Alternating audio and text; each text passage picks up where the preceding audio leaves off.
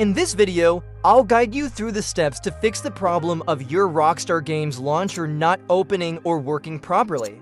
To start, head to the Start menu and search for Windows Security.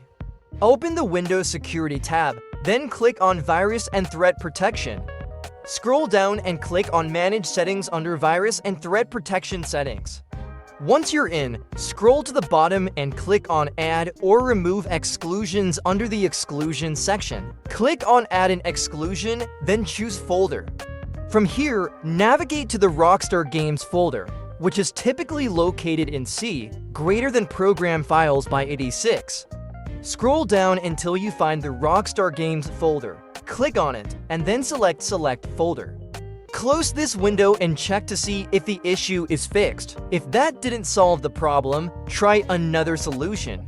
Open File Explorer, go to your C drive, then navigate to Program Files by 86 and find the Rockstar Games folder. Right-click the folder and rename it by adding an underscore at the beginning.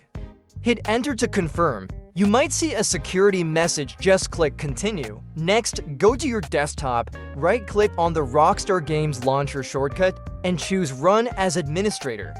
Wait a few seconds to see if it opens, and as you can see, this fixed the issue for me. If the problem persists, you can try this next step. Open the Start menu, search for Settings, and click to open it.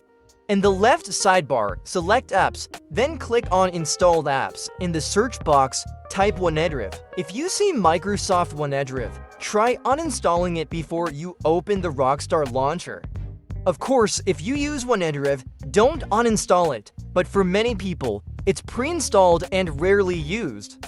It can sometimes cause compatibility problems with the Rockstar Launcher. To uninstall, click on the three dots next to Microsoft OneDrive. Select Uninstall, and then confirm by clicking Uninstall again. Once it's uninstalled, try launching the Rockstar Games Launcher again, and that should hopefully fix the issue. If this video helped you, feel free to leave a comment below, and I'll see you in the next one.